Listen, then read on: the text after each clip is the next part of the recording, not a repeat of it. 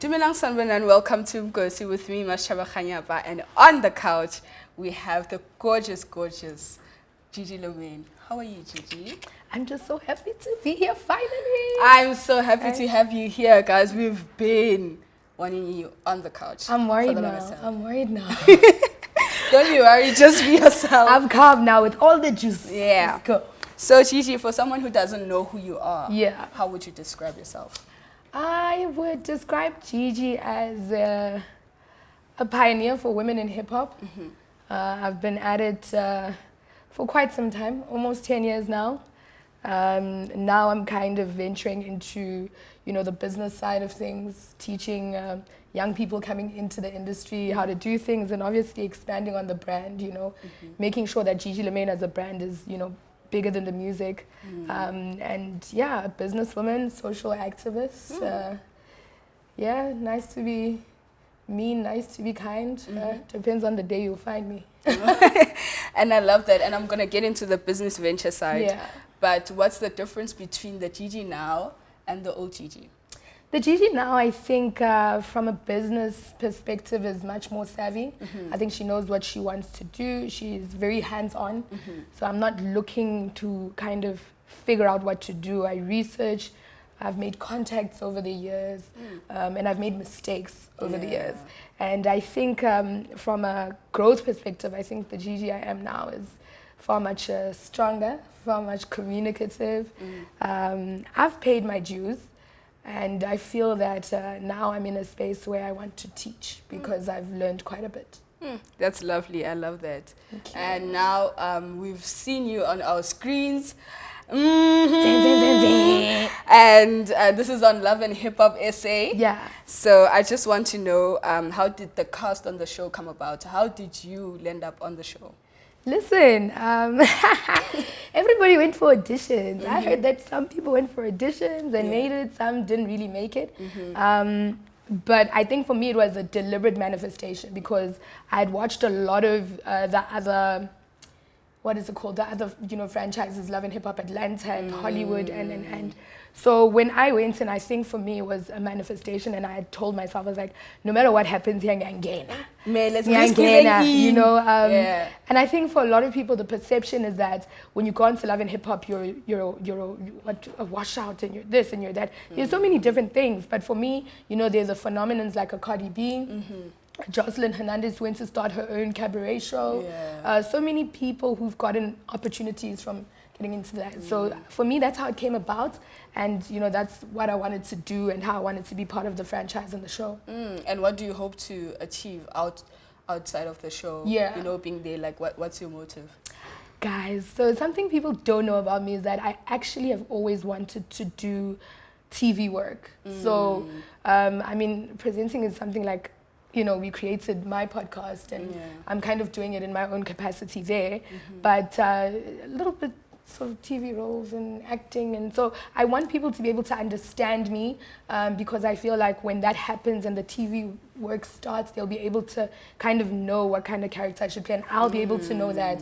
So just not being aware of the camera and living in your truth in that space and in that time and hopefully translating it into TV work later. And of course, like Gigi LaMayne needs to become a brand that's bigger than her songs. No, the Ice Cream is not the only song I have. I've had Fufa with King Munada. That was actually the biggest song of my career when it comes to the streams and numbers. So many different groundbreaking things. So I think now I really just want the brand to get to a point where I'm using it to branch out into different things. Yeah. And I know, Jorge, you want not to, follow social media trolls or any demeaning comments, but my him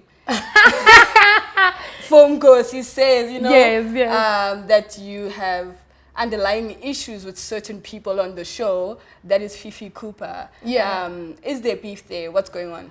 You know what? I think Fifi and I are both lionesses. Okay. And when you're lionesses and, there are nice lions around you and there's this vast space, bush, jungle, whatever it is, we all want to be seen, we want to be heard.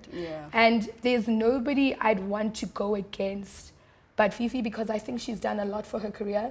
I think, she doesn't get enough of the props she deserves. And I think she's very strong for a lot of the things she's been through. So when we say beef, one could allude it to that, or one could allude it to competition. And I think that with her and I, where we came in the industry, it was always us being put against each other. And as we've grown up, we've started to realize that, or at least I have. So for me, it's not really beef. I think it's competition, and with competition, people talk in their spaces, things get back to her, things get back to me. But she's still a queen. She's a black queen. She's Motsako's first lady. And nobody can take that away from her. So in terms of respect and shooting the show, I definitely have grown a huge amount of respect for Fifi Cooper. That's amazing. Yeah. So seeing from the premiere on Tuesday, right, we saw that you were there, but when the screening went on, you were nowhere to be found. Where were you? I was actually catching a flight to Durban. Okay. I had a gig, and shout out to all the Durban peeps who came through. And I actually had to get the last flight out because I know Speedster couldn't make it because he was in Cape Town. But for me, I was like, you know what? Let me at least try and get in the questions with everybody, all my people in the industry, and then leave. So that was that. It's a pity because now I had to kind of watch through other people.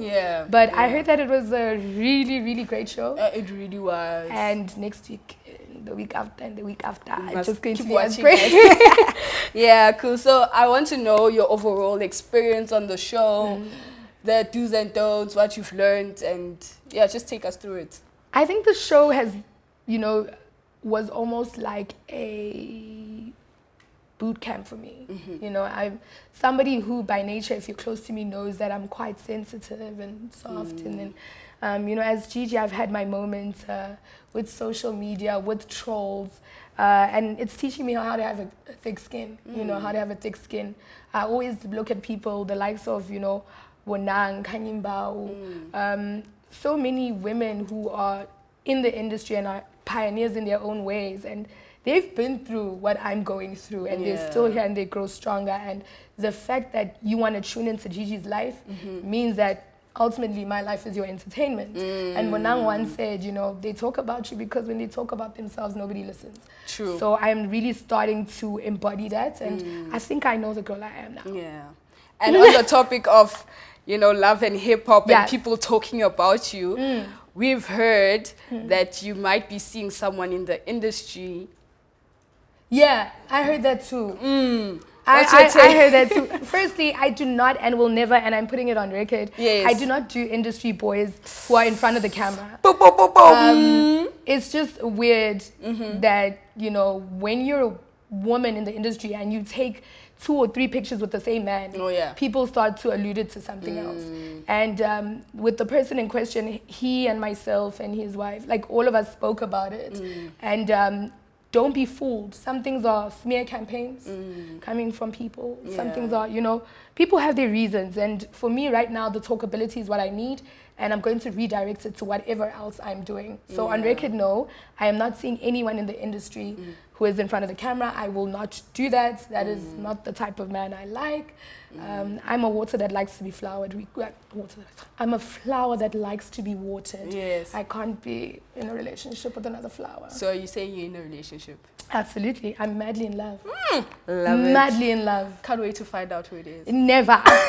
Never. I know how y'all girls move on the streets. The minute you tag him, it's over. Yeah. Literally, WWE. No, I'm not signing up. Yeah. I'm Krishan. A private life is a good I'm life. Krishan. Yeah. I will come for you. Not with my man. Not with her man, guys. Please. And talking about your podcast and business ventures, Rock and Co. So, how did your podcast come about? Why start a podcast? The podcast is such a tricky thing because I always wanted an output. So like I'm saying, the industry has always kind of, you almost become powerless when you become a little too famous, you know, because whatever people put out there about you is what, they think is a reality. So I think for me, the podcast is a space for me to tell my truth, but for every guest that comes on to be able to tell their truth. Through, like in a space where people are going to be impartial, you're saying it in your own words in real time. So coming from that, I mean, we've had everything from, strippers to escorts to prophets to activists. We've had it all, and I don't want to change that. I want it to be a space where people can email and they come in and we do our thing. And if we feel like, you know, there's talkability as well in who you are, and there's something great you're doing, and it doesn't always need to be sensational. I've got an amazing team that does research for us. They go out, they'll look for you, you come or you don't, you know, the show goes on. But so far the show has been doing really, really well. Yeah. No, that's amazing. And when you came in, one of my colleagues asked about your shoes.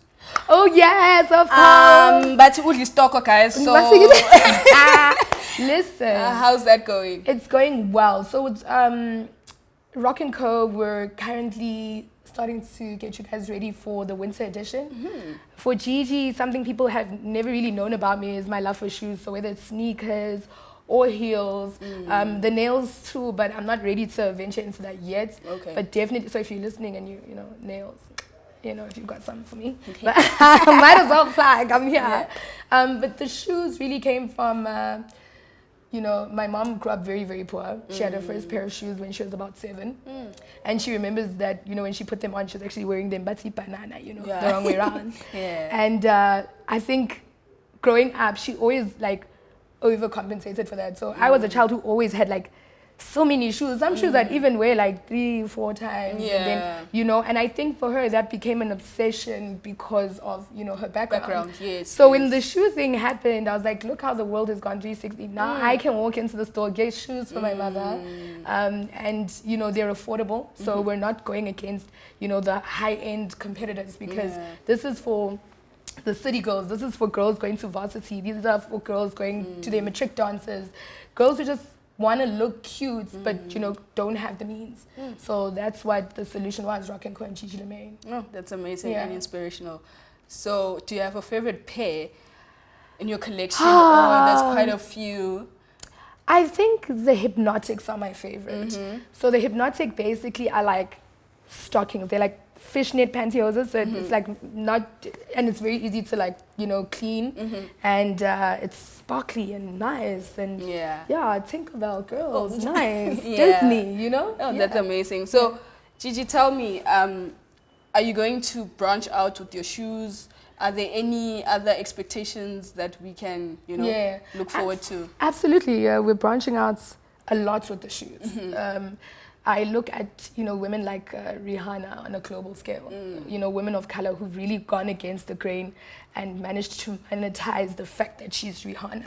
And I think that's the space I'm currently in. But it has to be things I actually love. I can't just go into something and it's just like, what are you doing now? So everything always needs to make sense for me. And with the shoes, they make sense. So it's not something I'm, you know, going to be stopping anytime soon. It may take a different form, but definitely Gigi and shoes, it's there. And any new music we saw? That you've been on a couple of shows reviewing?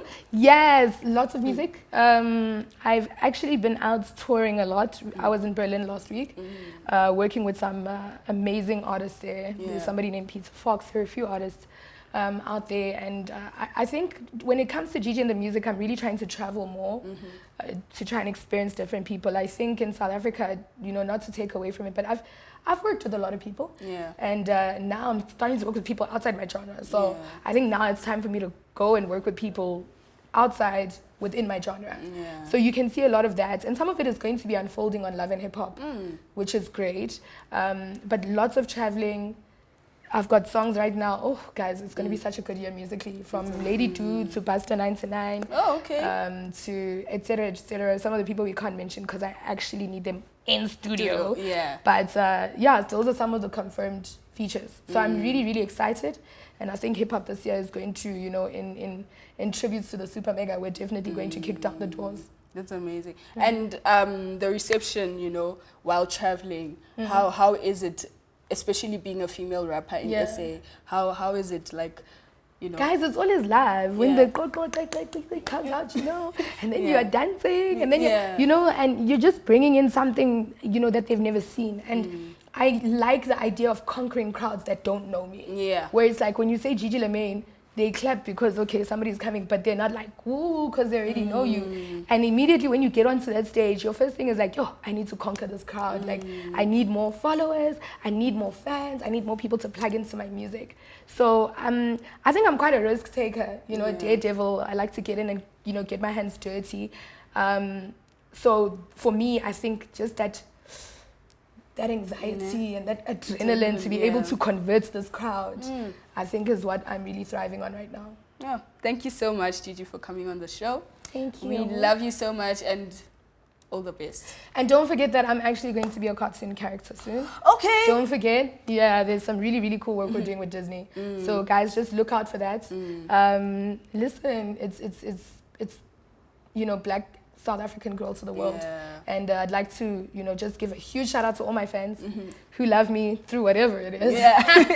I'm strong, I'm standing, I'm in such a beautiful space around people I love.